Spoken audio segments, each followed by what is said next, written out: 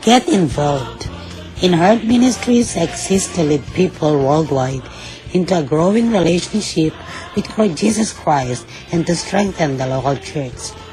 As part of our mission, we want to come alongside you with unique resources designed to help you grow closer to God, to encourage, enlighten, and inspire you. We also invite you to join us in reaching millions across the globe with the life-changing message of the gospel. Si Yahweh ang ilaw ko at kaligtasan.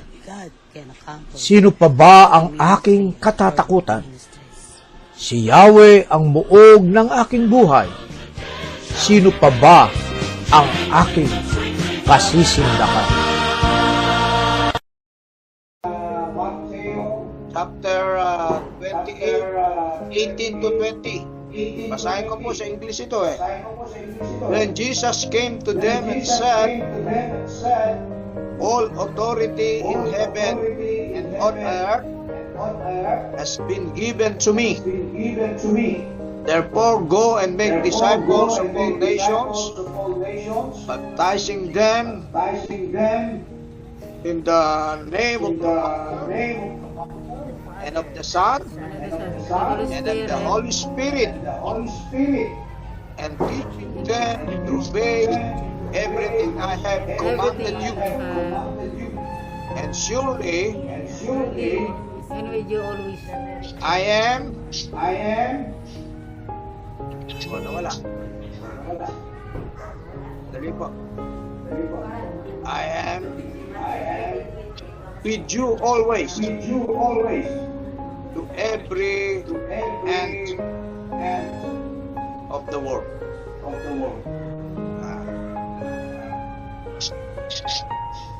To very end of the age. Dito pala age.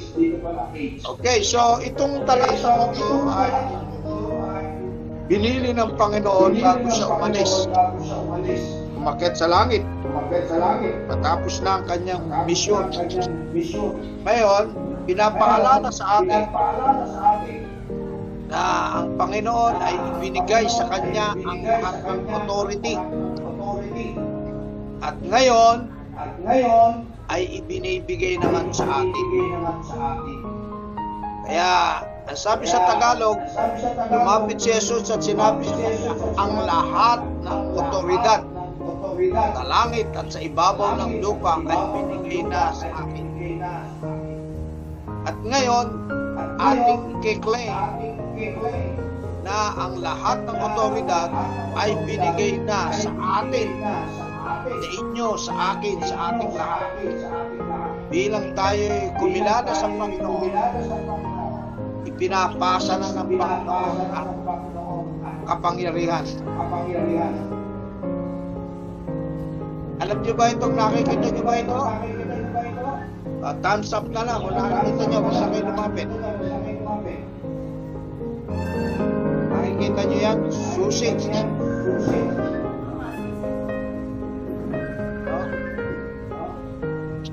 Yan ay susi. Kayo ba may susi sa bahay niyo? May susi kayo? Amen. Mga ilang gamit ng susi sa susi. Mahalaga ang susi sa madaming bagay. Pagpasok sa bahay, wala kang susi, gigibayin mo pinto. Kapagpasok sa sasakyan, at pagpapaandar nito, katulad ni Pastor Bill, sa sasakyan siya. Pagpasok sa opisina, sa pagbubukas ng kaha ng pera, at marami pang iba. So, ganyang kahalaga ang susi. Makapangyarihan ang susi. At mas makapangyarihan ang may hawak na susi. Diba? Pero dito sa Amerika, high-tech eh. Dito ay keyless na. Alam niyo ba ibig sabihin ng keyless? Wala nang susi. Papasok ka dito sa kotse, Basta yung susi na sa katawan mo, kaya susi pa rin.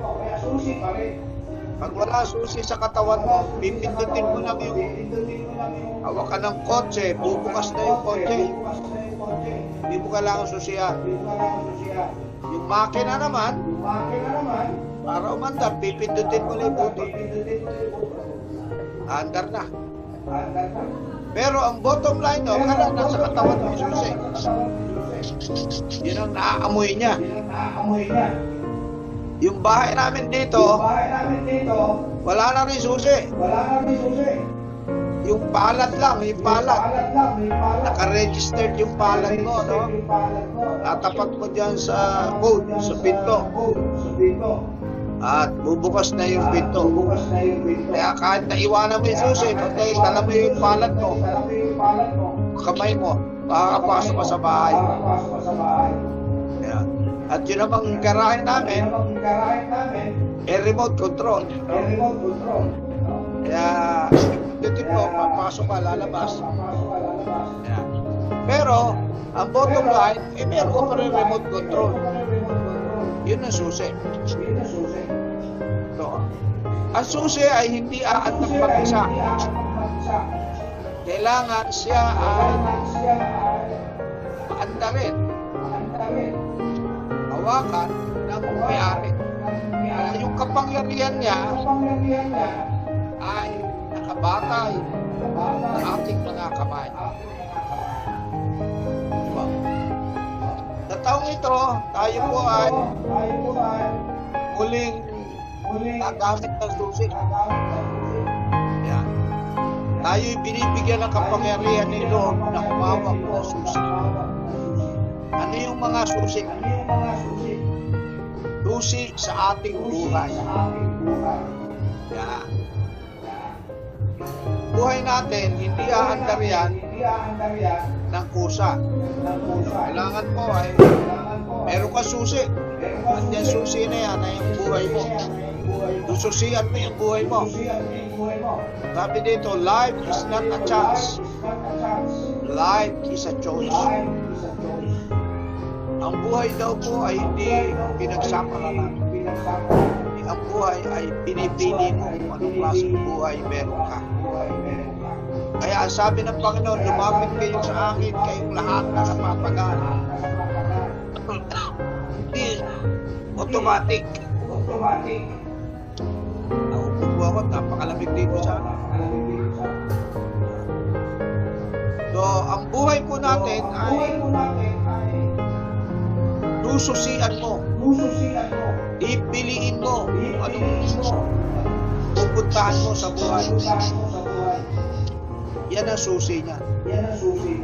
Kaya kung piliin mo, lumapit ka sa Panginoon, tatanggapin ka. Piliin mo, huwag kang lumapit, mababayaan ka. Yan, kanya ng Diyos, hindi tayo ginawa robot. Na automatic, kailangan tayong umilala sa Kanya. No, kaya kailangan merong nangangaral. Kaya sabi ng banal na kasulatan sa aking pinag-aaralan ngayon, kaya humayo kayo. Ayan. Dito sa verse 19, therefore, and make disciples of all nations. Kaya, inahayo tayo. Di automatic ang mga tao ay lalapit sa Diyos. Mangangaral tayo, gagawa tayo ng mga programa, gagawa tayo ng iba't ibang mga katulad ngayon, meron tayong house church, meron tayong scholarship, meron tayong go work from home, at iba't iba pang mga programa. Yan ay bahagi ng ating paghayo. At wala tayong pinipili kung sino yung ating lalapitan. Kailangan po, mayroong tao na magsusi. Okay.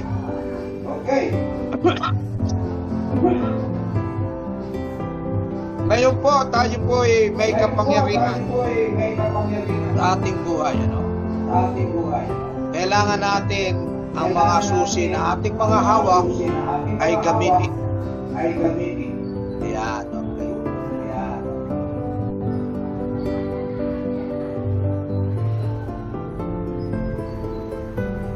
Dala ba nyo yung, meron ba kayong kandila? Nadala ba yung kandila? Nakabili ba kayo ng kandila? Nakalimutan. Nakalimutan. Di balik. Sige, maganda sana kahit tayo po konti. Inihanda ako seremonya ng kandila at communion. Yung communion po, may nakuha kayo dyan? Meron po dyan, Pastor. Ayun, good. Okay. Sige, tayo po ay magko-communion. Si Pastor nasa labas, sa mga kapatid. Sige, tayo po ay manalangin. Ipakihawakan mo nga po yung mga elemento. Ayan, at tayo papanalangin, itatalagin natin yan. Hindi po. Ayan, bumalik na po kayo sa upuan para makita mo. Sige, tayo po yung manalangin. Manalangin natin ang mga elemento. Ngayon ay ikuluyan na tayo'y pipili ng susi ng ating buhay. At ang sabi ng Panginoon, lumapit kayo sa akin, kayong lahat na nakapapagal, at kayo'y bibigyan ko ng kapahingahan. Sa taong ito, ang kapahingahan ang hinahanap ng maraming mga tao. Nagkakagulo ang mga bansa, nag-aaway. Pero ang Diyos ang kapayapaan ang nagbinibigay sa atin. Sige, ipakihawakan niyo po yung mga elemento. Lord, salamat po sa mga elementong ito. Natin pinapay, simbolo ng iyong katawan na pinalo, pinarusahan, naghirap at namatay para sa kaligtasan. Narito rin ang fruit juice, ang grape juice na simbolo ng iyong dugo na nabuhos para sa aming kalinisan, aming mga kasalanan. Yes, malawa Panginoon, ang aming pagtanggap ng banal na hapunang ito, na simbolo nito na hawak namin ang susi ng aming buhay. At kami ay iyong pinapahayo upang gamitin mo kaming instrumento na ipahayag at maging alagad ang lahat ng aming kakausapin, pupuntahan dito sa Heroes Bay. This is our prayer in Jesus' name. Amen. Okay, tanggapin nyo na po yung communion. Tigisan po kayo. Iunahin nyo muna yung tinapay. Okay. Okay. Bago nyo sige, tayo manalangin. Hawakan nyo muna yung tinapay.